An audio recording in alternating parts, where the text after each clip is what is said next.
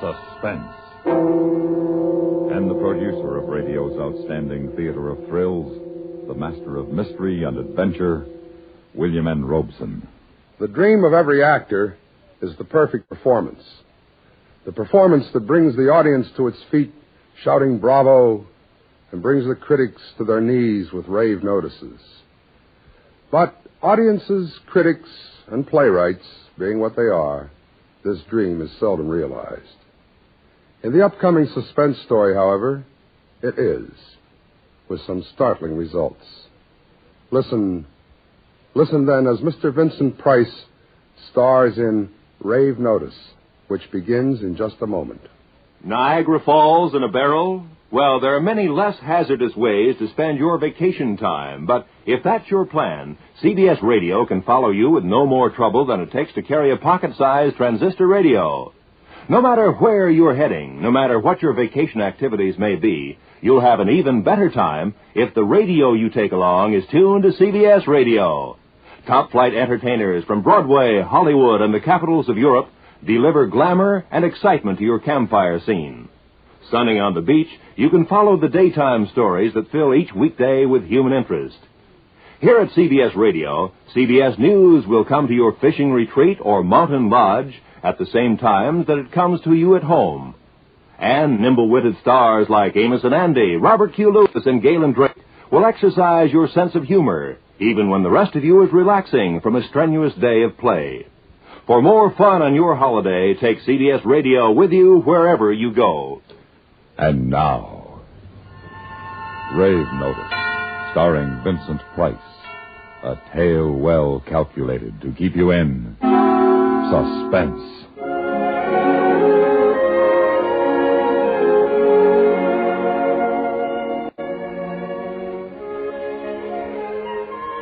I'm an actor, and this is a theater.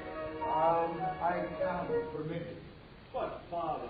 Up there on the stage, beyond the empty seats, lit by the single bare bulb of the work light, are my fellow actors. We are here to make a play. Friend Norman, sitting alone in the third row, is our director. This is the 5th day of rehearsal. It's not a bad little play, but you know Norman. Norman will manage somehow to spoil it. Norman will misdirect the actors and lose the values. No. But, Norman, why not? Why not? Because I am the director and I say no. No. Yes, Norman. All right, cast, take 5. Oh, Sam. Oh, yes, Norman. Sam, come over here. I want to talk to you. Sure, Norman, sure. Well, what is it? Sam, I've had to turn over the bell ringer to Luther. The bell ringer? That's my part, the bell ringer. What do you mean, Luther? Don't make it difficult for me, Difficult? Sam. I'm not making it difficult. The bell ringer role is mine, that's all. There's no difficulty involved. It's... You must be kidding. It's not as if I hadn't warned you, Well, look, Sam. tell me what's wrong. Tell me where I've gone off. What irritates you? What doesn't fit? I'll Well, fix it. I'll fix it. That's my role, Norman. I carry the whole play with that role. Don't shout, Sam. Don't make a fool of yourself. A fool? Oh. Look, Norman, why are you doing this to me? Because you're not right for it? Not right. Uh, You fat pig, what do you know? easy. What do you know? What do you know about acting? Easy, Sam. Take it easy there. Fat belly, fat head, fat face. That's enough. You know nothing. I know you. I know actors.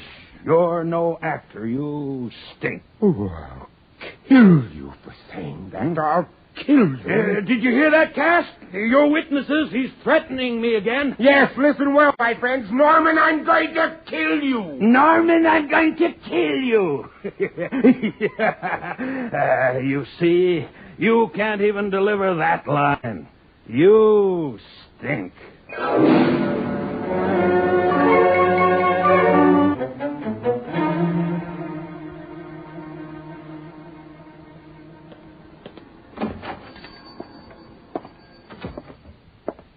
Yes, gentlemen. What about a gun? Yes, sir. And what sort of gun did you wish to buy? One that'll shoot through fat. Sir? Pardon me, I was thinking... well, what have you got? What was it you wish to use this gun for? I want to kill a rat. Oh, I think then maybe 22, huh? Now then, let me see here. It's a nice little gun. That looks pretty small. This is an awful big rat, a fat rat. Mm-hmm. Oh, well, I think a shotgun then, or 410, yes. You think that'll do it? It should. Bullets. You have bullets? Shells you use in this gun. Very well, I want one. One box? No, one shell. Only one? Yeah, this rat I'm not going to miss.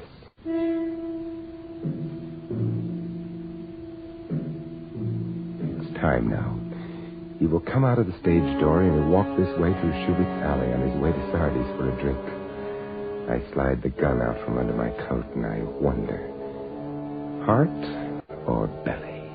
Heart or belly? Belly. Belly, yes, his cultivated paunch fatted with actors' hearts. Here he comes, on cue for his exit. Goodbye, Norman. Sam! I'm shot. Norman, you're dying. Please, somebody call an ambulance, please. Is this how you play your death scene, Norman? You're dying, Norman. Play it. Play it! He didn't die right away. He just lay there in Schubert's Alley and bled. And then they took him to the hospital, and they took me to Tombs Prison, and they got me a lawyer. I suppose when he dies, I become a murderer, huh? Yes. They'll electrocute me. Yes? I must have been crazy. I thought of that. What do you mean? Temporary insanity. I thought we might plead that. Well, why don't we? Because you threatened him before witnesses at least twice, went to a store, chose a gun with great care, waited for him to appear. You did all this, and then you shot him. Well, that's right, I did. That's premeditated murder. First-degree murder. So the temporary insanity thing is out. Way out. The only other thing I could think of is if we could prove you were insane all along. What would happen? I mean, what would happen if I were? Then they couldn't execute you. Of course. You seem very calm. I'm an actor. Insane. Mad. I know a joke. A wonderful joke. I'm going to beat Norman even in his grave. I'm going to have myself exonerated of his murder. Yes, freed of the charges. It's so simple. I'm going to play the greatest role of my life. Play it without makeup, without lights, without script or cue. I'm going to play a part strangely foreign to my nature.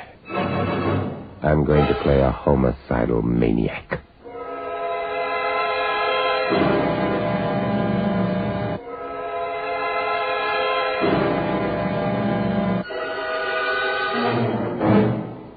In a moment, we continue with the second act of Suspense.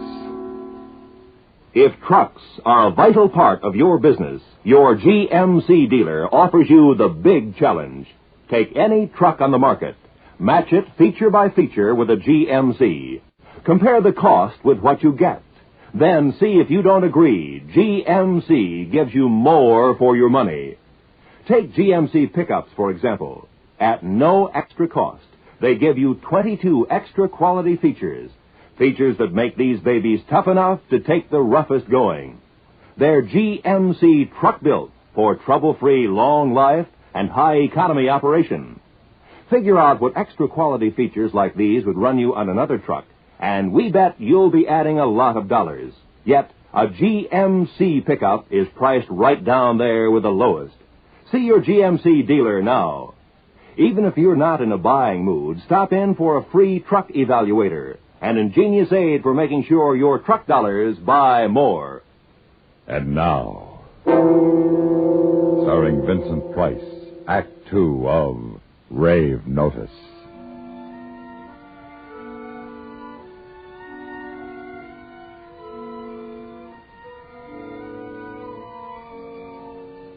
I'm going to play a homicidal maniac. How? How? By using the method, the Stanislavski method. Let's see now, what is the most horrible thing I ever did? The thing closest to murder. I must recreate that mood. Murder, killing, blood. I killed a cat once. I was 6 years old. I had a stick. It was in an alley, this cat. I poked it just for fun. But he scratched me, and I hit him with the stick. He started squalling, and I thought, I'm going to get in trouble. Stop that noise. So I hit him again to make him stop, and again to make him stop. And there was blood, red blood on the gray cement. And I struck out the screams, struck out the lights, struck out the awful gaze of those great yellow eyes. Struck out the light, struck out the spirit, the spark. I killed. The murderer am I. I killed for the thrill of the silence of the cat. I am a murderer. A murderer I am. I kill without reason. And that's it. That's the character. All I need for turning it on is the memory, those key points, gray cement, cat's eyes, my feelings as a 6-year-old. Oh, there'll be refinements. I'll refine it. Oh, Norman, if you were only to see this scene. Dim the house lights, raise the curtain, and now to bring in the audience.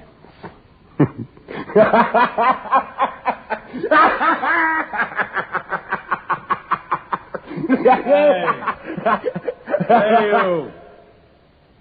Who, may I ask, are you?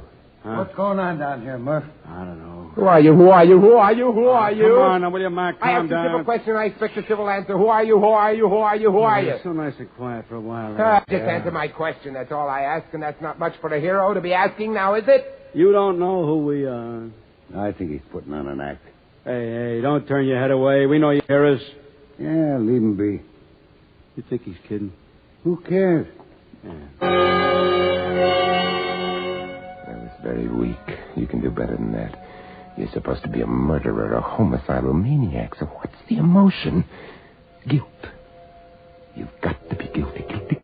Guilty. Smear yourself with the stuff. Guilty, bloody hands, guilty, and you want to be punished. Yes, punish yourself. That'll do it. But it'll hurt. So what?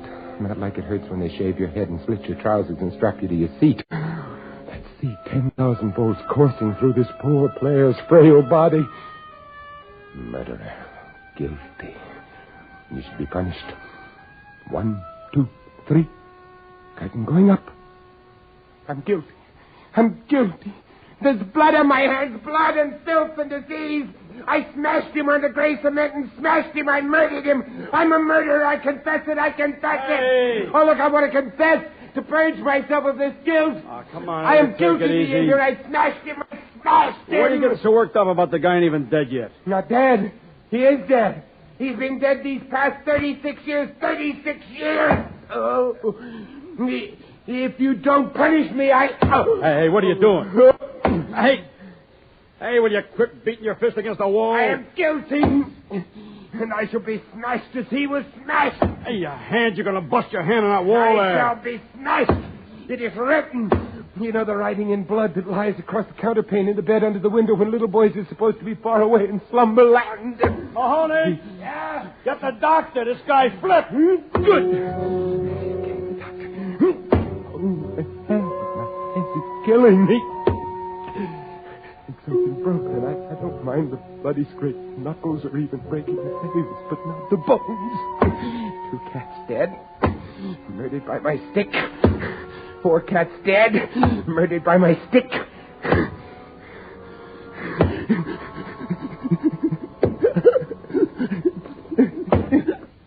How long has he been doing this? About 15 minutes, Doctor. I see. All right, now you can stop that. I don't stop. I don't look. I keep right at it. I keep it apart. Murderer. Guilty. Stop it. It hurts, but I'm paying a price. Stop it. I am buying my way out of the electric chair. All right, grab him. No, please. Please. I want to pay. I'm the guilty one. I want to pay my debt to society. Hold him. No, let me go. I must pay. Steady. This'll quiet him. Hypodermic needle. An injection. It'll knock me out. I can't act if I'm unconscious. I can't play my part. It's my guilty part. It's got to hurt myself. Got to hurt myself.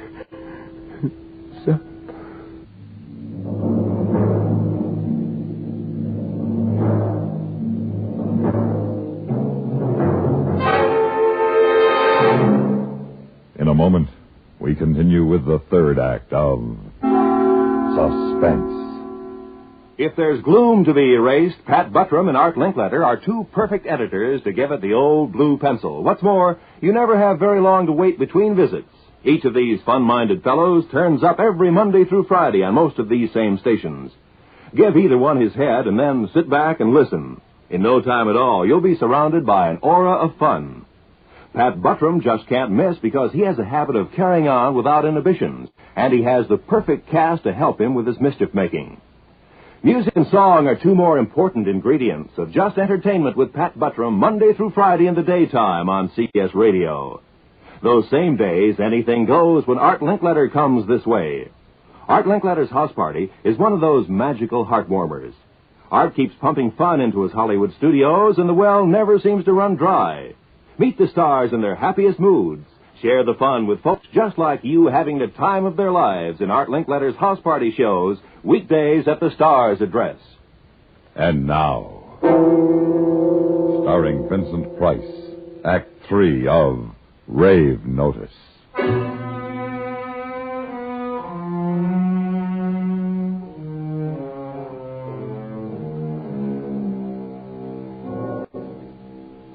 It's so quiet here, so white.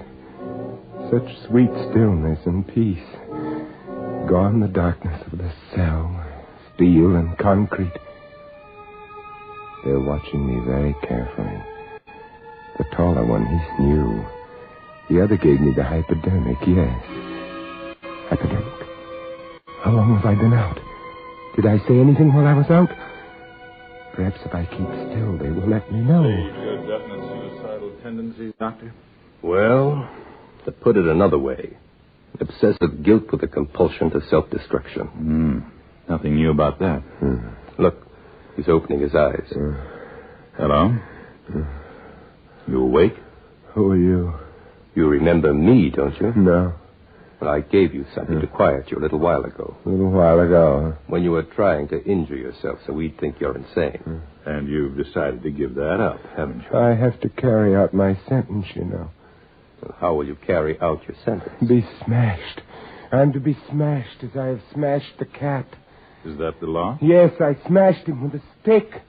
Stick? You mean shotgun, don't you? Oh, why would I say shotgun if I meant stick? I said stick. But you shot the man with a shotgun. It was a cat, and I smashed him with a stick. Well, after you smashed him with the stick, what happened? What? What happened after he was dead? I was frightened. I went home. Mama was there. She said, "How did you get blood on your hands?" I said, "A dog licked my hand, and he had blood on his teeth." I understand you're an actor. Oh, aren't we all actors? We try to act innocent when we're guilty. Doctor, will you step outside a moment? I've got them. What are they talking about out there? I wish I knew. It doesn't matter. I've got them. I know that. I've got them. I've got them. Well, I guess you'll be leaving us soon. Oh, thank you. Thank you. Thank you. You're very understanding, Doctor. I'm guilty and I must pay. You know that. What the doctor means is that you're going to a place where they'll help you to get well. Get well? Huh? Yes, of course. Doctor, if you'll have the affidavits drawn up, I'll sign. We'll get a court order committing him. Right. Seems you were right all along. You know, I wasn't sure until you told me about the man he shot being out of danger. Oh, yes. The guards told the patient his victim had recovered. But he didn't comprehend, of course. Went right on screaming and punishing himself.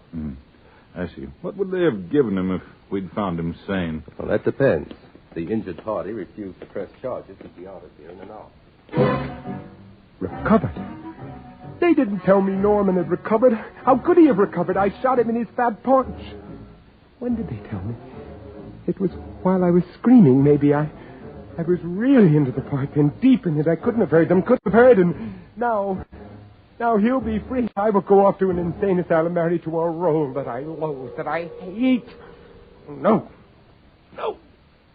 Doctor! Doctor, come back. It was all a joke, Doctor, again. Come back. What is it? Listen, Doctor, I have a confession to make. I'm not insane. Please believe me. Oh, of course you're not. Just a little confused, that's all. Oh, no, you're wrong. Don't you see? It was all a gag. Just a gag. Yes, of course it was. Now you're going to a place where you can rest and everything's going to be all right. No, believe me, I am sane. Why shout? I'm not shouting. I only want to impress on you. You were shouting rather loudly. Look, my lawyer said if I could prove insanity, I wouldn't go to the chair. Chair? Yeah. I thought you were to be, you said smash. Oh, forget that. That was a part of the method. Method? The Stanislavski method. It's a system of acting. What do you think, Doctor? I don't know. Well, the patient seems to be telling the truth. Yes, he does. I can fool you all over again if you feel it's necessary to prove my point. No, I don't believe you'll be able to fool us again. Doctor, what's your opinion? I say the man's in full control of his faculties, is aware of his crime, and committed it out of what society calls a sober motive. I say the man is sane. You, sir. Do you agree with the doctor? It's what I've been telling you. And I say same. That makes it unanimous. Gentlemen, never in the history of the theater has such a performance been rendered, nor under such adverse circumstances. Just one more question. Of course. Why did you kill him? Kill him? But I didn't. I shot him, that's all. Shot. You mean shot, don't you? Don't you? No. But Norman, he is dead. Yes, and you were sane. And you were going to repay society with your life. Norman is dead. Treacherous, lecherous, body villains!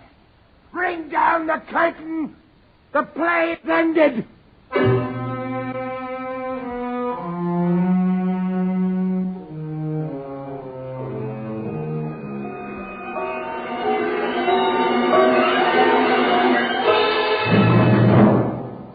Suspense, in which Vincent Price starred in William N. Robeson's production of Rave Notice by James Poe. In just a moment, the names of the supporting players and a word about next week's story of suspense. You name it. If Lowell Thomas hasn't been there, nobody else has either. Here's a world traveler who dotes on discovering new places, new people, new and fascinating facts about remote locales many of us have never even heard of. It is this keen eye for people and places, this personal experience with new centers large and small, that adds so much color and background when Lowell Thomas reports the news on CBS Radio every Monday through Friday evenings on most of these same stations. Another long-standing CBS News broadcast with nationwide respect is the World News Roundup, here early each day to bring you up to date. CBS newsmen from all strategic world news centers bring you eyewitness accounts in their own words of every major event that's current and important to you. Each morning, start your day fully informed by checking with CBS Radio's superb World News Roundup reports. And each evening, Monday through Friday, keep up to date when Lowell Thomas reports the news at the Star's address. Supporting Vincent Price in Rave Notice were Lou Merrill, Peter Leeds, Barney Phillips, Jack Crucian, Jim Nusser, and Jerome Thor. Listen again next week when we return with Mr. Larry Parks in The Invisible Ape, another tale well calculated to keep you in suspense.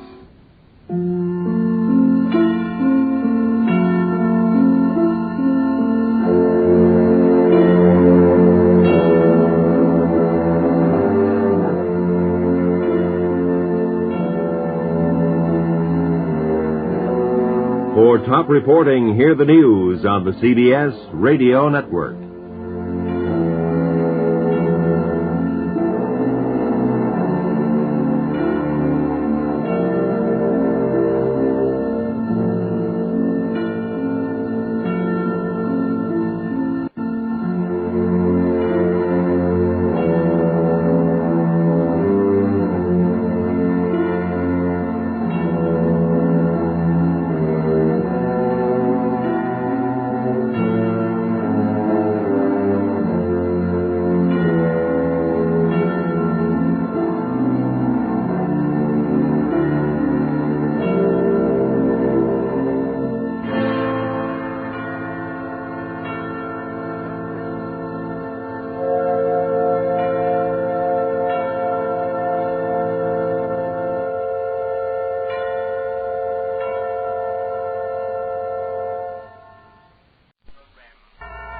The Invisible Eight, starring Larry Parks. A tale well calculated to keep you in suspense.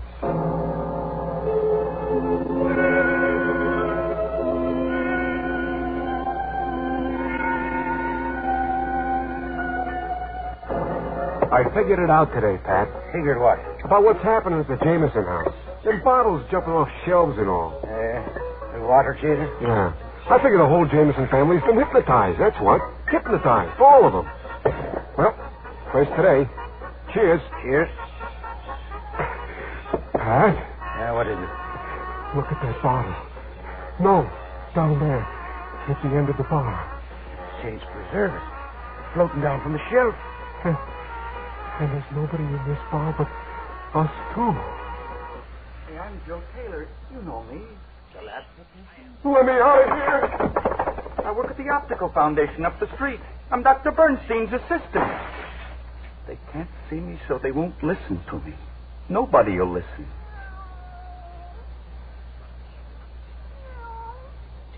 Maybe you'll listen to me.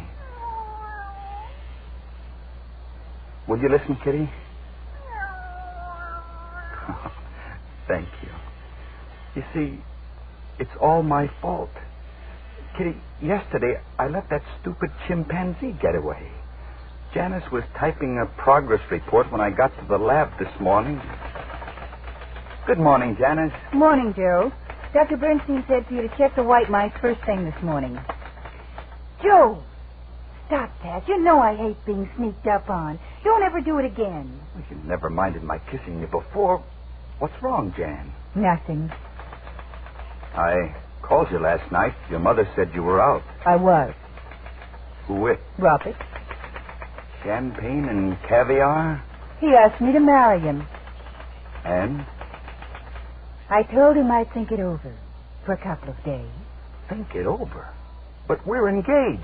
Oh, who are we kidding, Joe? Let's face it, you can't even afford a ring. Suppose I could get you a ring. Any ring you wanted. Anything you wanted. On $53 a week take home. No, listen, Jan. Stop that typing and listen. I've given this a lot of thought. I've been thinking about it ever since we first treated those mice, and then Chico. Jan, do you realize what it would mean to be invisible, like Chico, wherever he is? You mean treat yourself? Make yourself invisible? Why not? Then I could do anything I want, take anything I want, and nobody'd be able to see me. Gives me the shivers. Think what it would mean if I was invisible. Engagement ring, the biggest diamond I could find. Money, I could steal all we could spend. Janice, I could run the world. Joe, you're out of your head. And we don't even know if it works. On people, anyway. Flesh is flesh and bones are bones. It worked on the mice and it worked on that stupid ape. It'll work on me. What about Dr. Bernstein? I'll buy him off. With the money I can lift, I'll be able to buy anybody off. Oh, no, Joe. Not Dr. Bernstein. You couldn't buy him off. We'll see about that. Oh, good morning, Joe. Good morning, Janice. Morning, Doctor. You checked the mice, Joe? No, sir. I just got in. Oh, well, let's take a look. Yeah. Seems to be all right. It's, well, except this little character. Come here, Buster. Now, let's see. Specimen 438, male. 20 Roentgens to the point of transparency, 30 Roentgens to return to visibility. He's pretty sick from something, isn't he? Well, we'll keep an eye on him. Any word on Chico? No, sir. I'm awfully sorry about that, Doctor, about him getting away. It was my It could have fault. happened to anybody, Joe. You're dealing with an almost human intelligence when you handle chimpanzees. You give one an advantage like we gave Chico. You can't be blamed if he gets away. But, you know, Joe, I couldn't sleep last night. Why not, Doctor? Oh, I kept thinking about what's happening out at the Jameson house. I've come to the conclusion that it's Chico. Oh, Doctor, couldn't be. No, I'm sure of it. Anything new happen out there last night? I don't know. I haven't seen the morning paper. Well, let's try the radio. The news ought to be on. But, Doctor, if Chico's out there, somebody would have stumbled over him by now. Not necessarily. Remember, he can see, Joe. He sees somebody coming towards him. He moves out of the... Oh, Well, another puzzling night for detectives staked out at George Jameson's house on Carlisle Avenue. Detective Murdoch reports that last night he saw a bottle of cough medicine jump from a medicine cabinet and crash into the sink. Now, this is nothing new lately in the Jameson house, but this bottle wasn't broken. And when the detectives picked it up, it was warm to the touch. And so the mystery deepens. Well, that's all on the local news front. In the Far East... That does it. I'm going to have to make it public. But, Doctor, we still don't know for sure. Of course we do. Remember how Chico loved cough medicine? Janice. Yes, sir? I want to dictate a press release. I knew he meant it. I knew I had to move, and quick. I carry a .38 in the glove compartment of my car. I slipped out and got it. When I came back, the doctor was still dictating. The mice were exposed to a radioactive isotope. Their cell structure was modified to permit their organs and bones to transmit light, like a bottle of water or a chunk of glass, rather than reflect light as the body surface of an ordinary mouse or ape or human being will do. The mice were brought back to opaqueness by a reverse process. But before the chimpanzee cells could be returned to normal, it escaped. Yeah. All right, Jan, you type that up right away and let me see it. Yes, Doctor. I'm going to go across the street for something. Where have you been, Joe?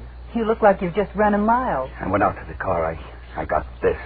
Gun? That's right, in case he won't go along with it. First, I have to get that ape before somebody else finds out about him. What are you doing? Stripping. I want you to handle the control board. You remember the procedure? Same as Chico. Joe, I won't stay here while you undress. What kind of a girl do you think I am? But it's for you. It's for us, Jan. No, it's wrong. I don't want any part of it. Okay. All right, I'll do it myself. I put the gun in the drawer, then I moved the reactor table closer to the control board. I climbed up on it and began to turn the knobs. I didn't feel a thing except for a little tingling up and down my spine. Not a thing. Let's see, 75 Roentgens for 5 seconds. 1, 2, 3, 4, 5. Then I was afraid to look. I forced my eyes from the dials toward my feet.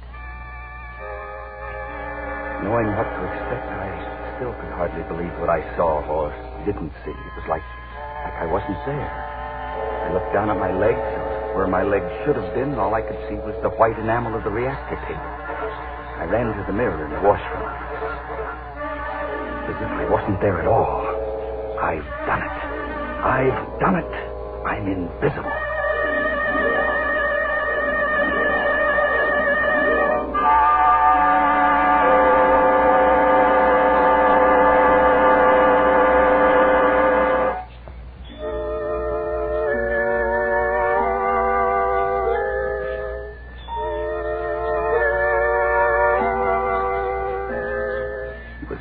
Summer day, but walking along Main Street toward Jameson's house without any clothes on had me shivering plenty. The first woman I met, I wanted to cut and run, but she looked right through me. I was as invisible as the glass in a store window.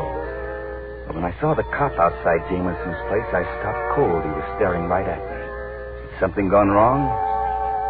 No. No, his eyes traveled past me. I turned around. He'd been staring at a doll across the street. The door of the Jameson house was open. I went in. Mr. Jameson, who runs the local men's furnishing store, looked kind of tired and rumpled. They were shooting newsreels, and he was facing a battery of lights. Okay, Mr. Jameson. Camera. Sound. This morning, it happened again. I was helping Mrs. Jameson with the breakfast dishes, and suddenly a dish sailed off the sink and crashed against the wall. My wife and I crossed in front of the camera, and the cameraman never even batted an eye. I went into the bathroom and looked in the medicine cabinet. I found a bottle of cough medicine and put it in the middle of the floor. In a minute, I heard something breathing. There was no one in the room, no one I could see. I backed up next to the door and watched the bottle. Suddenly it popped into the air and tilted. As the cap began to screw itself off, I moved toward it. And I grabbed for the air around it. I felt a furry arm. Come on, Chico. Come on, you idiot. What is that? In the bathroom. Let's go, Chico. Hand in hand, invisible as a couple of ghosts, Chico and I went back to the lab. Janice was still out, but the doctor was there. He jumped when he heard me close the door. What's that? It's me, Doc. Me and Chico. Joe. Joe, you didn't. Yeah, Doc, I did. Why, Joe, why? To catch Chico for one thing, so he couldn't see me coming. Well, what difference did it make? He wasn't hurting anybody. They'd have caught him sooner or later. I had another reason, Doc. What was it, Joe? I wanted to try it out, this transparency. I wanted to see how it would work on a human being. And now that you know it works? I've got plans, Doc. We might as well get that straight. I've got plans. I thought it might be something like that. What plans? Plans to cash in on this. Doc, I'm tired of working for peanuts. You ought to be, too. I can't buy decent clothes. I can't get a ring for the girl I love. We've developed something here that's worth money. Oh. There isn't a bank. There isn't a jewelry store. There isn't a mint that's proof against an invisible man. The sky's the limit, Doc. You handle the equipment. I'll take the risk. I see. And if I won't go along with you? There's always this, Doc. A gun. Well, what are you going to do with it?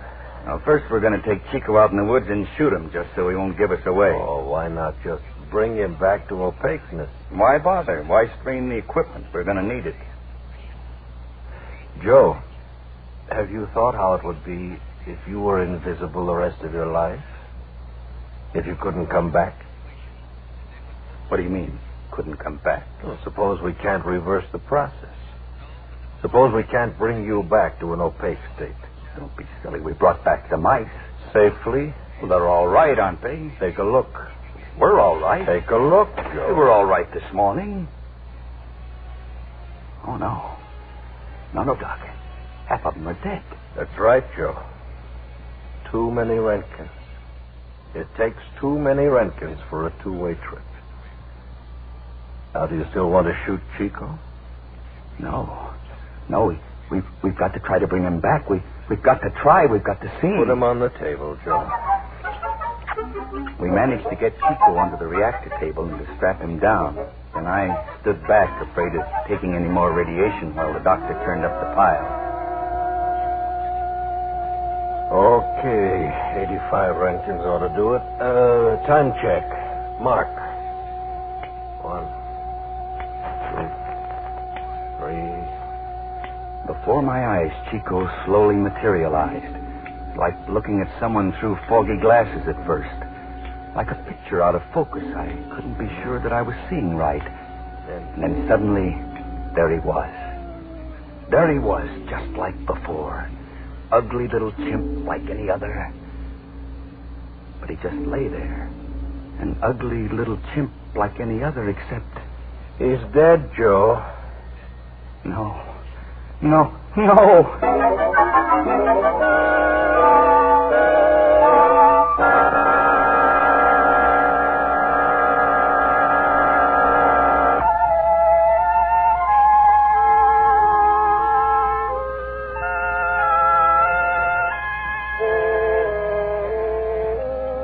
I found myself walking up Main Street, passing people I'd known for years, wanting to grab them by the arm and talk to them. Tell them, just explain to them that I was really here, that I was still alive. I stood outside Carter's jewelry store looking at the diamond rings in the window. At least this was one thing worthwhile taking. When I walked in, I must have triggered a little bell under the mat.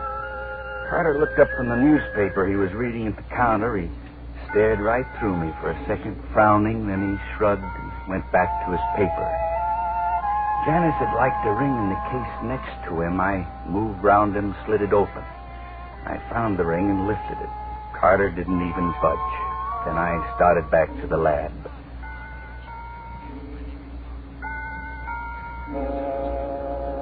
Jan was alone in the lab. cab, I walked up behind her and put the ring on her desk. Jan? Joe! I told you never to sneak up on me. Where are you? Right here beside you. No. Stay away from me. See, Jan... Go away. I got your ring, the one you wanted. Stay away. Stay away from me. I don't want it. Keep away from me. Picked up the ring and threw it across the lab. Then she ran screaming out of the room. I picked up the ring and sat for a long time at her desk. Then I heard Dr. Bernstein come in. Joe? Are you in here? Yeah, I'm here. Joe, I called Professor Wilson at the AEC and I told him what you did. He thinks if we expose you to tiny doses once a week over a long period of time, we'll be able to bring you back to visibility. But how long? How long, Doctor? At least 5 years, Joe. 5 years. It's better than forever.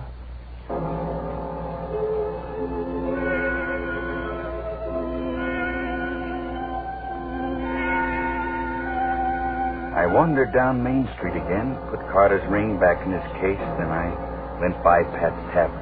More than anything in the world, I wanted to drink. Pat was shining glasses talking to some guy at the end of the bar. I didn't see any way to get a drink except to swipe one, so I reached up on the shelf and grabbed a bottle. I figured it out today, Pat. Figured what? About what's happened out at the Jameson house. Them bottles jumping off shelves and all. I figured the whole family's hypnotized. All of them. Well, first today. Cheers. Cheers. Pat?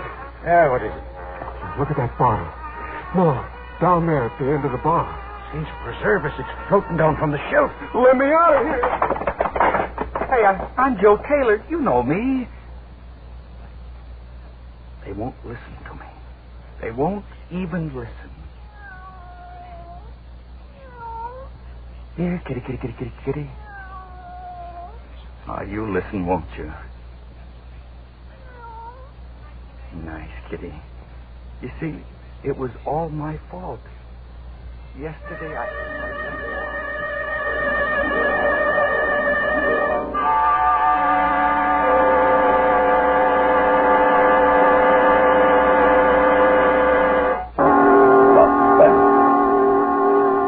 on CBS Radio. Rain for a Killer, starring Dan O'Hurley. A tale well calculated to keep you in suspense.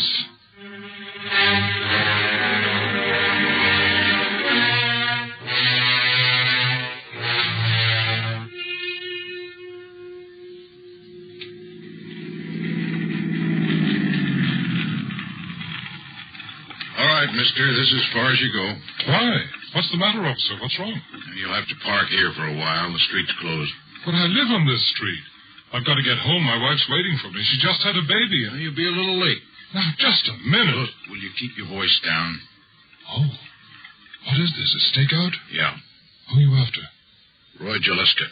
Jaleska? That guy who's wanted for murder? That's right. Where's he hiding? Down the street, 3 doors. There's a cop every 10 feet from here to the river. You better go into the drugstore and wait. You can call your wife if you want. I think I'd better. Where'd you say he was? That boarding house across the street, down 3 doors. We live in the apartment house right next to it. You don't think there'd be any shooting? Just tell your wife to stay inside and keep her door locked. She'll be all right. Thanks.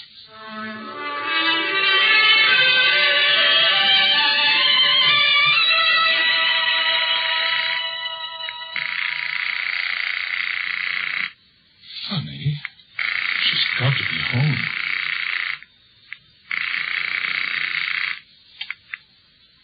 Hello? What's the matter, honey? I thought you weren't going to answer. I was looking after Johnny. He okay? Yes. Just getting hungry. Well, go ahead and feed him. I'm going to be late. I don't want to scare you, Jess, but there's going to be a little trouble next door. I don't want you to leave the apartment. Trouble? The police are after someone who's been hiding out in the boarding house next to us. The whole block is surrounded, and I won't be able to get home till it's over. And remember, you're not to come out. There's nothing to be afraid of, Jessie. Just stay inside and keep the door locked. There's no need for that now. Goodbye, dear. What? Jessie? Hello, Jessie?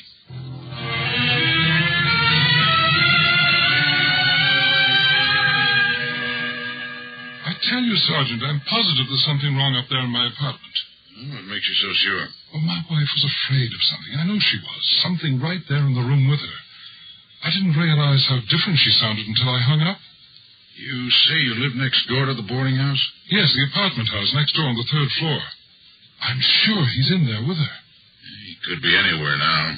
We've hit the boarding house, and he wasn't in his room. I knew it. He went across the roof. He's with Jessie and my son. Now, don't go jumping at any conclusions. Our apartment is on the top floor. He could get in easy enough.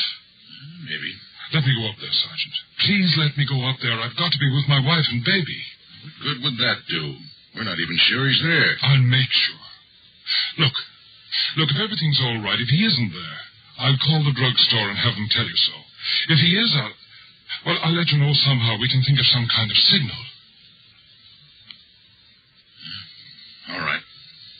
Now listen to me. Yes. Go straight to your wife. If you pass anyone you don't know on the stairs or in the halls, keep going and don't look back. He's trapped and he's scared now, and he'll kill you if he thinks you're onto him. I realize that. If he's not in your place when you get there, call the drugstore. If he is there, well, there's nothing I can tell you. You'll be on your own. But don't try to signal. You wouldn't get away with it, and it's not necessary. If I don't get your call 10 minutes after you go in, we'll know. Yes, sir.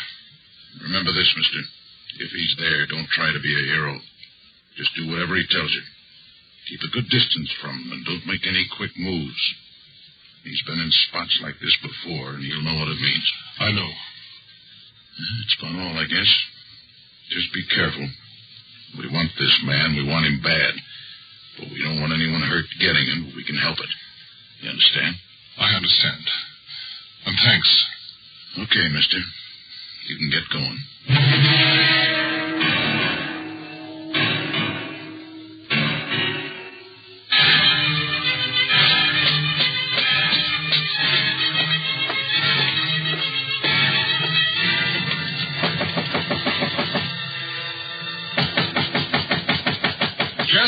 Jessie, it's me. Jess! Honey, is everything okay? Come in, Henry. Get your hands over your head, get up against the wall, and don't make any noise or I'll kill you.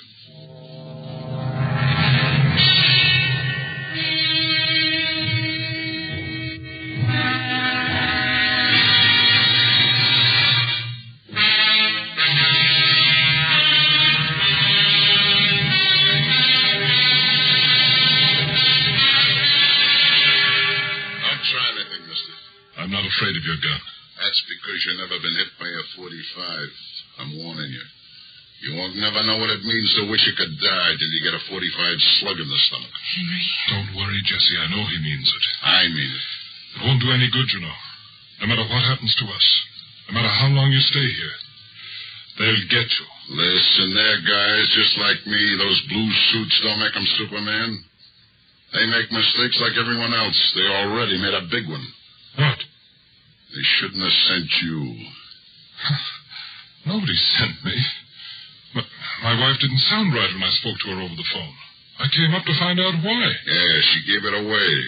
She's sorry about that. Jessie, It's all right, Henry. Please, it's all right. Did he hurt you, Jess? Never mind that. She just got out of the hospital.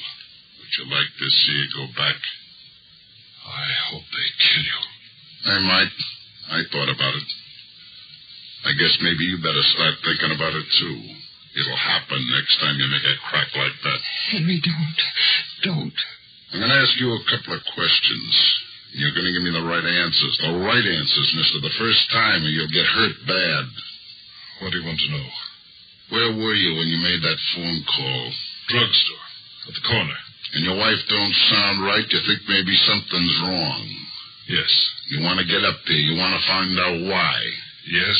What takes you so long? What? We don't hear you coming up the stairs till almost 10 minutes after she hangs up. What are you doing all that time? Well, you see, at first I wasn't sure she sounded like there was something wrong. It was only after I hung up and got to thinking about it that I started to worry. And then I made up my mind to come up. You don't stop to talk it over with the cops? Oh, why should I? How could I know it was you in here? Cops all over the block looking for me, searching every building. Streets probably closed off, and your wife sounds scared over the phone. She don't say why. Sounds like someone's with her, and she don't say who. And you don't think it might be me? Well, yes. Maybe. You don't say nothing to the cops, though? No. You just come up all by yourself? Yes. You're sure of that? Yes. Okay. No. No! Henry! Oh, Henry. It's all right.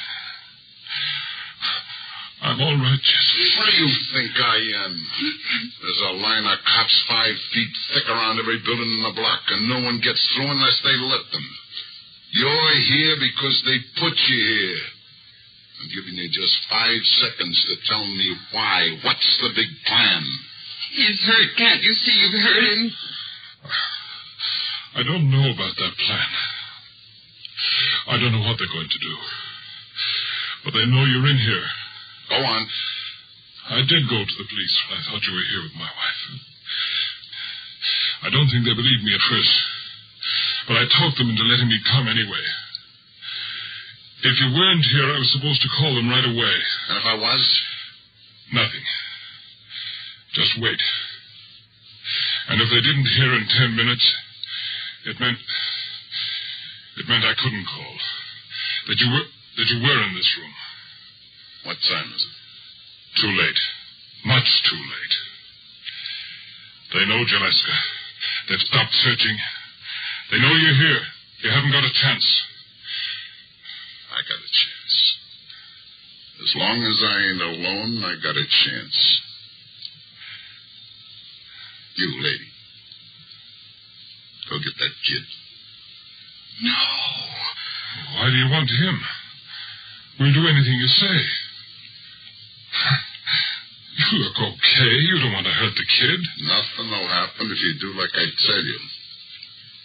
Get him, lady. All right, Jesse. Henry. It's all right, I'm sure of it. You haven't got much time, Jaleska. You know it. Killing our baby is something you wouldn't do. You can bring him in, Jesse. If you say so. You're so sure this is the end of the line for me. Those cops down there, they're so sure. Well, I'm telling you, I got lots of time. And you're going to help me take it. Yeah? That's right. Now back up to the wall and peel off that jacket. What? You heard me. Take off the jacket. And throw it on the floor. Sure. All right. What are you going to do? I'm not going to do anything. You're going to take it for a while. Well, what do you mean? You don't get it, eh? I'm kind of surprised. I don't see any way out for you, if that's what you mean. They know you're here. Yeah, they know I'm here. You made sure of that, didn't you? So they're covering every way out. Doors, windows, alleys. What do you suppose would happen if I tried one of them? They'd probably kill you. Yeah. I start out that window and every cop comes running to the bottom of the fire escape to see I don't finish the trip. There won't be any cops anywhere else, see? In the alleys or on the streets or down near the river. They'll all be watching the guy on the fire escape, won't they? And the guy on the fire escape, he don't need to be me, does he? It won't work. You're crazy to think that'll work. I got to take that chance now. You're going out that window, mister. And you're going to take your time doing it. They've seen me. They know what I look like. They saw a guy in a leather jacket right close up. Now you're a guy in a white T-shirt 3 stories over the street coming on a fire escape. That makes you a different guy. That makes you Roy Jaleska. Well, what if they start shooting?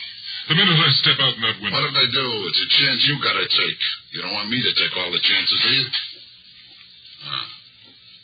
Little guy. All right, bring him in. He's asleep. He's asleep. What's his name? Johnny? Johnny, eh? It's a nice original name. Good little kid, too. I don't guess you put up any arguments, will you, mister? No. No arguments. And I'll be right here with your wife and kid till I see our little scheme's working, so don't try no tricks on the way down. I won't. What does he mean? Henry, what are you going to do? You can read about it in the papers, lady. Now go turn out the light. The light? Turn it out. But don't try nothing, neither one of you. You got your kid in here now, and there's no telling who'd get hit if I had to shoot wild. Turn it out, Jesse. Henry, All right, come on. Now, you, the window.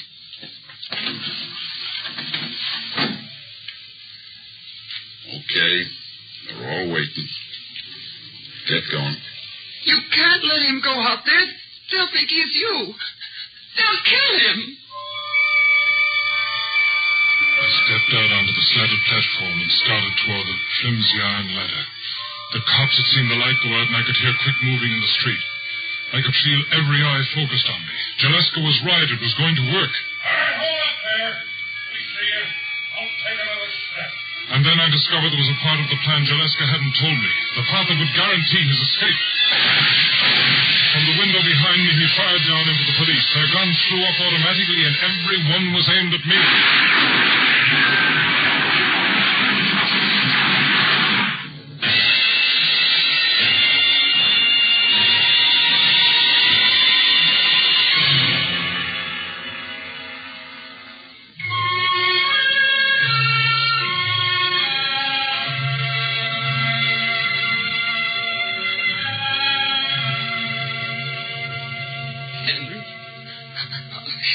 Don't touch him, let him alone. He's losing blood. I've got to have a doctor. You get a doctor, lady. Why don't you go? What are you waiting for? Haven't you done enough? He's been shot. He's hurt, and you stand there. I thought you wanted to get out. Well, get out now. Get out! Jessie. Henry, you'll be all right. Don't try to move, darling. You'll be all right. Is he gone? No, mister. I ain't gone. Our little scheme don't look like it's going to work. Coming up the stairs right now. Don't move, Henry. Be over in a minute. You're glad, eh? No. I'm not glad. I feel sorry for you. Don, I've been running a long time. Think it'll feel good to stop. Funny. When they're after you and you're running away, you look the same, you act the same as you always did, but it's different on the inside. You're all tight and twisted. No matter what you're doing, you can't relax. You can't get a good, deep breath. Yeah, I think I'm almost glad. Hold on up, Jaleska. Those guys are going to do a lot of bragging tomorrow. We know you're in there. Now with your hands up, we're coming in after you. When they finally get me, Jaleska, the guy they're all afraid of. You killed a man. Yeah, I killed a guy. I got mad, real mad. Things happen when you get that way. Things you can't stop. When it's over, no matter how it happened, you're different from anyone else. You're a killer. One day you're just a guy, and then something happens and you're a killer. Please go, please. Haven't you heard us enough? Sure, I'll go. Why not? Won't make much difference now, huh? Buddy, you know what I mean, don't you? You're just a guy. Yeah. Put your gun down. Maybe they'll give you a chance. Chance? What chance? I've been waiting for a chance all my life. Give her the gun. It'll be better. Forget it. Get out of the way, lady. I'm going out. Why don't you let me have your gun? Get back. Get way back. Jessie. It's all right, Henry. That's right. Stay there. Stay just like that. Okay, Okay, Gillespie. Hold it right there. Don't come any farther. Where's Johnny? In the other room. Way back. There's 6 guns on you. You haven't got a chance. Drop that thing and come down with your hands over your head. Oh, no.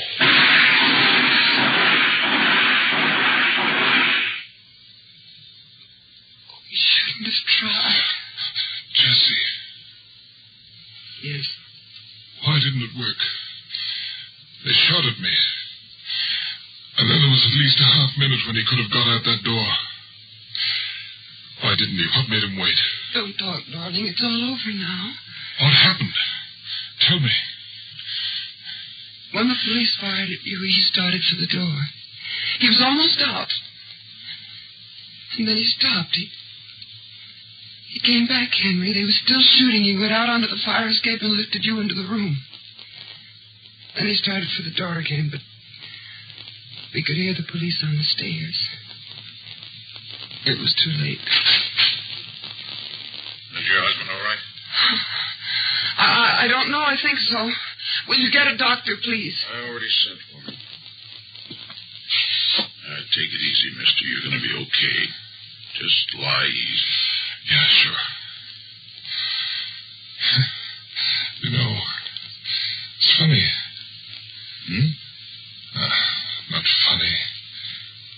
Strange. Strange for a killer.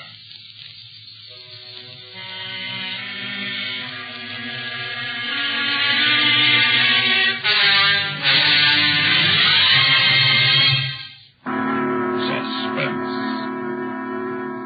on CBS Radio.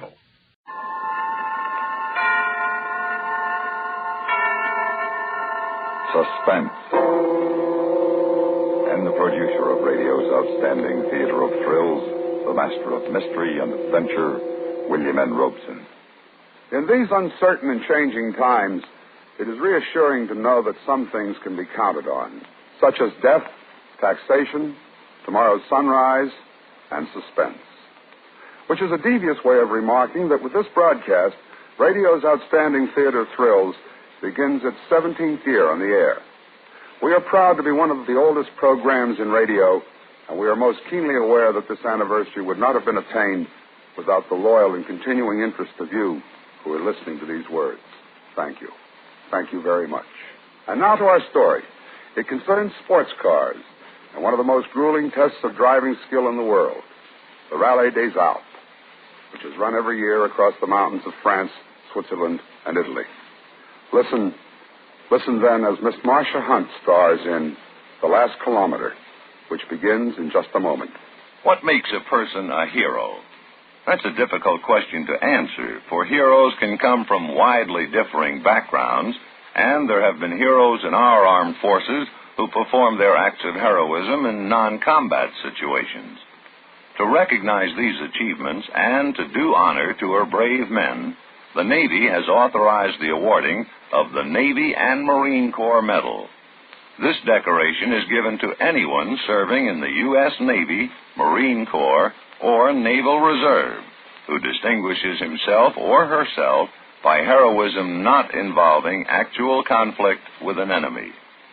Authorized in August of 1942, the Navy and Marine Corps Medal is one of our country's newer major decorations and applies to activities after December 6, 1941.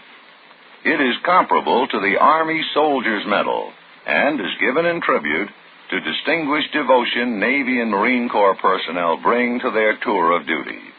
The Navy and Marine Corps Medal stands as a symbol of recognition from a grateful nation. And now, The Last Kilometer, starring Marcia Hunt. A tale well calculated to keep you in suspense.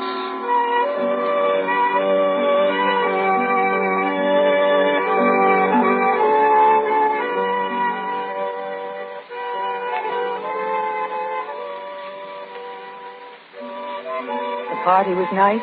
The champagne was lovely. Renee's family was sweet. But something was wrong. There was a mysterious, curiosity in the way people would look at me and then look away. Especially his younger sister, Marie.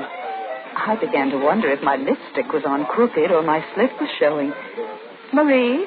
Oui, mademoiselle? What's wrong with me? Do I look all right? Ah, but mademoiselle, you are beautiful. No, I'm not, and that's not what I mean. It's just the way all of Renee's friends stare at me. Oh, perhaps it's the resemblance. What resemblance? But of course it's only imagination. You are Suzanne, the American girl my brother is going to marry. Marie, do you think I can make him happy? I hope so, Suzanne. It frightens me a little. After all, I will be his second wife. And yes? Tell me about her. About Claudette? Yes. Did she make him happy? Oh, yes, Suzanne. Always they were laughing, even then when they would lose. Lose? The races and rallies. She was his, comment dit-on, his navigateur in the rallies. Was she a good navigator? Oh, me. They almost always won.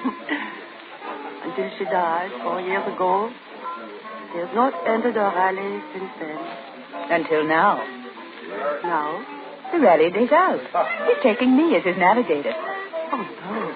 Why, no. I can read a map. But, Suzanne, have you ever ridden in a rally? Well, no, but... Then please don't go on this one. Why not? Je t'en prie, don't ride with my father in this rally. Perhaps the later one. But please, not the Rally des Alpes. But why not? I'm not afraid. Not afraid of what, ma chérie? Riding with you in the Rally des Alpes. And why should you be? Well, Marie's been trying to talk me out of it. Oh? Little sister should be seen and not heard. Come, darling. Let me take you on a tour of the chateau of my ancestors. Perhaps we can discover a ghost or two that will really scare you.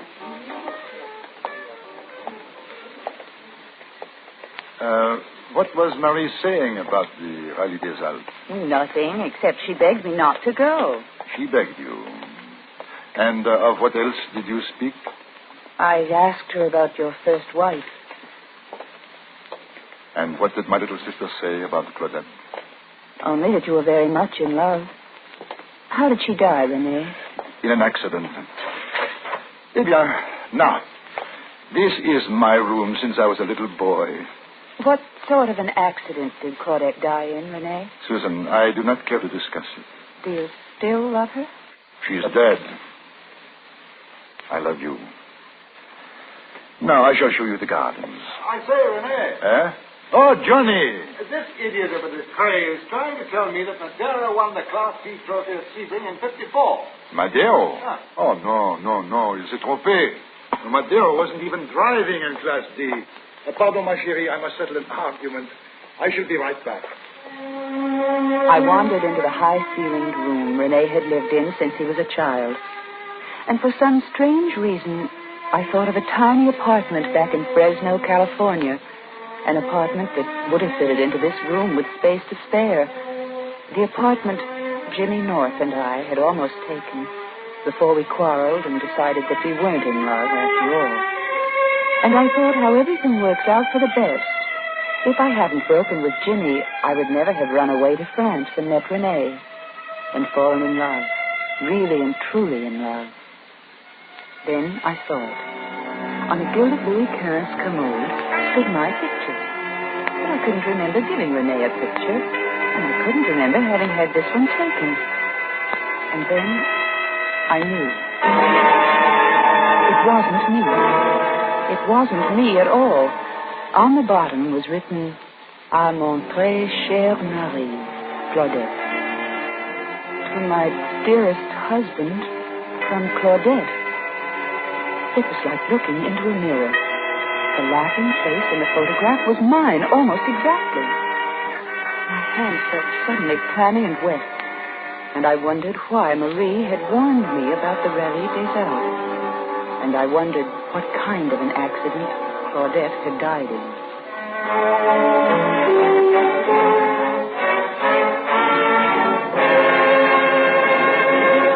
In a moment, we continue with the second act of Suspense. Another visit with Joe and Daphne Forsythe.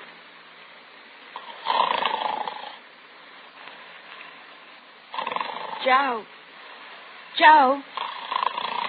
Joe! Yeah, I'm up. Forget breakfast, I'll shave at work. Joe, it's not time to go to work. Then why'd you wake me up? You were snoring. How about that? You were snoring loud. Oh, really? I just wanted to quiet you. I thought I was quiet. You sounded like a buzzsaw going through a pine knot. Pretty good. I wish I could be with you at 2:30 in the morning. You can go back to sleep now. Oh, gee, thanks. You can get a good night's sleep, too. Our savings bonds will protect us. Huh? They protect us. The money we invest is used to protect our country and its freedoms. Why, all around us we can see the safeguards that our bonds have paid for. How about that? So, you see, when you buy that savings bond with every paycheck, you're really investing in a secure night's sleep.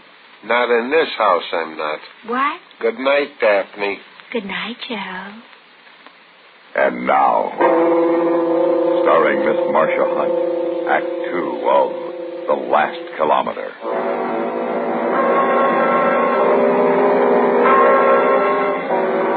My dark forebodings soon vanished before Renee's gay smile, and I forgot Marie's warning in the excitement of preparing for the rally.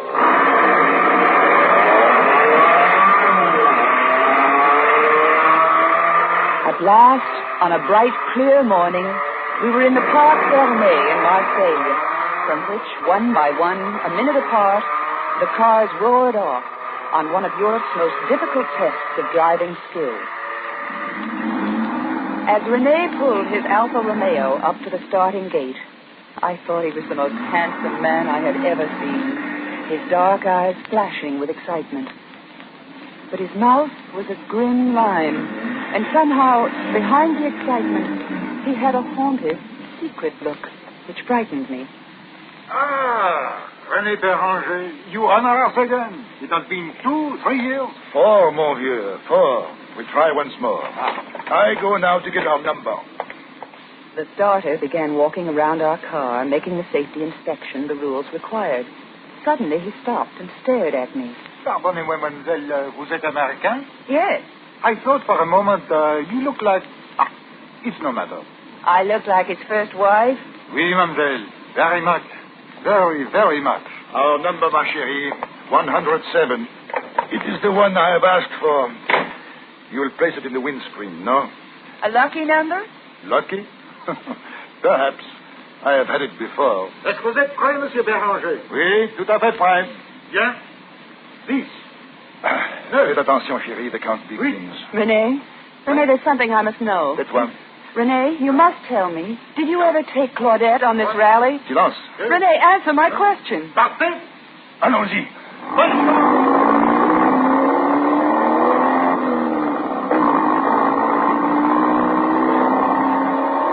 Now there was no time to think, to wonder, to ask questions, or to enjoy the scenery. The day was the roar of the motor, the screech of tires, and the map of our route, from which I scarcely looked up as I checked off the villages we passed through, and the control points where officials would penalize us if we were late. The night was wind and cold, and stay-awake pills, and shortness of breath, as we whined across the high Alps of Switzerland toward Italy. The second day was like the first, excepting the names on the maps were no longer French. And then in a little town on Lago di Gardo, at last I slept. For 3 beautiful hours. But only because René had to free a sticky valve. But too soon, we were on the road again. We'd lost time to make up. Cortina, Susan. When must we be in Cortina? Cortina, just a second. Here, give it to me. You see, it's right there.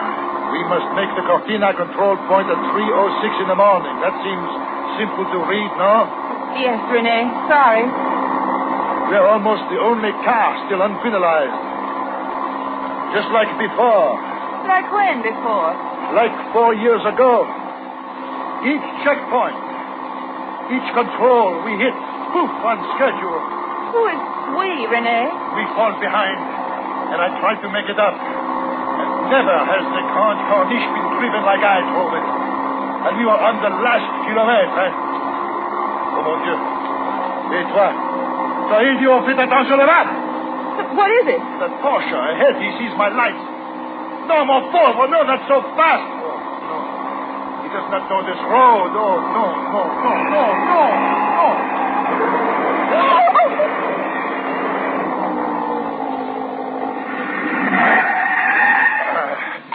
Stay here, Susan. No, I'll go too. Stay and stop the next car. Send him back for an ambulance. I stayed and flagged down the next speeding car. And finally, an ambulance came. They struggled up the cliff with two sheeted forms on litters. And Renee climbed back into the car. C'est le sport. They were dead. They were dead, weren't they? Yes, my chérie. They were dead. Oh, how horrible. It could be worse. Worse?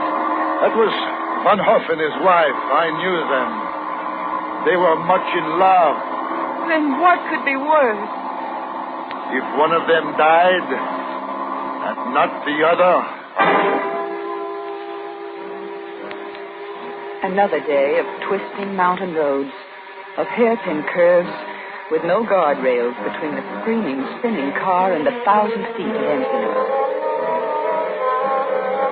It was late evening when we roared back into France through the dank, dripping tunnel of the Col des Tenders and on down the tortuous descent of the Alpes Maritimes with the fresh, damp smell of the Mediterranean rising up to us. It was midnight when we ground to a stop at a gas station at La Tourville on the Grande Corniche, high above Monte Carlo. Not much further now. Just a few kilometers to the finish line at Nice. Hey, service tout de suite. Where are these peasants? Hey! Oh, oui, monsieur. Oui, monsieur. Qu'est-ce que vous voulez? Petrol tout de suite. You have coffee inside? Ah, monsieur Béranger, c'est vous? Oui, c'est moi, and late like before. Comme d'habitude, hein? It is no matter. It is almost the last kilometer. Coffee, Susan? No, thanks. And I need a cup. I looked at the man I was going to marry. He was smiling secretively. I thought of Jimmy North back home with his frank, open face, and I realized I didn't know this man at all. Renee, wait, I want to talk to you. I must have coffee. You would not want me to sleep at the wheel? Not on the last kilometer. There is a curve there. It is called La Courbe de Mort. You would not want me to go to sleep there. La Courbe de Mort.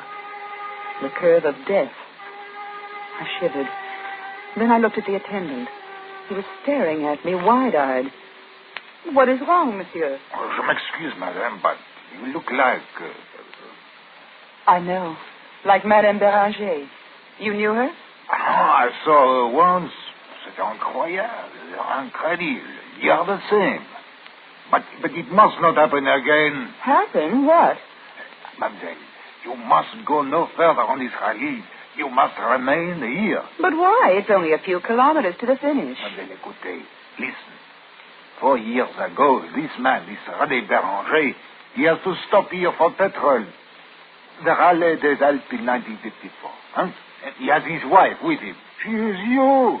Like you were the same girl. The same. They are behind. The road is wet. I warn them, but they go over the side on La Courbe de Mort. He lives, but she is killed. So that was the accident. No, mademoiselle. For years, we do not see Monsieur Béranger. Then, 6 weeks ago, he comes back again to La Courbe de Mort. He parks on the road, and he looks down, and he laughs. He says he will be back, and this time he will die with his Claudette. 6 weeks ago? It was just 6 weeks ago I met Renee at the casino in Nice. Don't you see? To him, you are his Claudette again. No, it's too fantastic. What is so fantastic, ma chérie? He says Claudette was with you before, but she was killed on this road. How much, old man? Oh, mademoiselle, you must not go, I beg you. How much? Le pétrole, combien? 2900 francs. Eh bien... Voilà. Keep the difference. Now, allons-y. No, Renee. What? I'm not going any further. Hey, what are you saying? To have come so far and missed the finish? No, Rene. No, you know the route well. Now, you can drive the rest of the way yourself. That is enough. Quite enough. You will ride with me to the end. No, Rene. No. Please. Please. Stop that sniveling. Get down to business. How much further? How many kilometers from La Tourbie to Nice? What time must we cross the finish line? The map was a blur. Then it came sharply into focus, and I saw something I hadn't noticed before. There was no time written on the map for the finish. And the red crayon stopped short of Nice. Stopped just 1 kilometer from La Tourbie. The last kilometer. La Tourbie to Nice. How far? I ask how far? It looks like 18 kilometers. Merci. Merci, Claudette.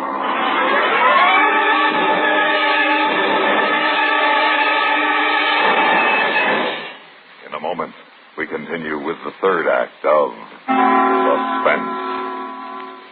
We have together ample capacity and freedom to defend freedom. This is NATO, the North Atlantic Treaty Organization. NATO nations contribute to the further development of peaceful and friendly international relations by strengthening their free institutions, by bringing about a better understanding of the principles upon which these institutions are founded, and by promoting conditions of stability and well-being. The United States of America is a part of NATO. You should be aware of and alert to the objectives and programs of the North Atlantic Treaty Organization. And now, starring Miss Marcia Hunt, Act 3 of The Last Kilometer.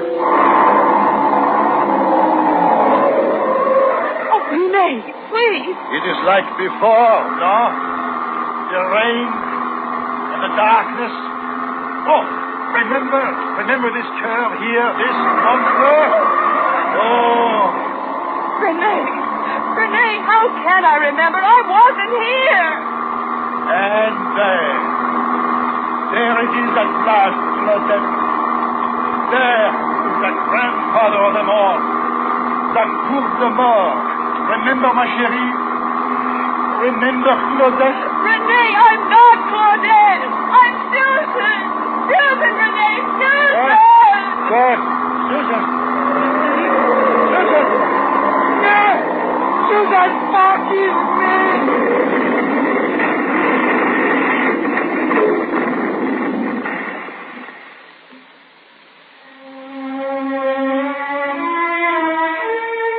The old man from the gas station found me, 100 yards from the car, wandering in a daze. Mademoiselle, oh, grâce à Dieu, you are safe. Where is he? Is he? He lives, mademoiselle, but I think not long. You must not go there. Please. He was lying among the rocks by the overturned car. He was bleeding from the mouth. His eyes were glazed, but when he saw me, he smiled. Claudette. I looked down at the man I had loved. Then I kneeled beside him. Oui, René? Bonjour, Claudette. Bonjour, René. Et adieu. Mademoiselle, there is nothing more you can do here. Permit me to take you back to the village.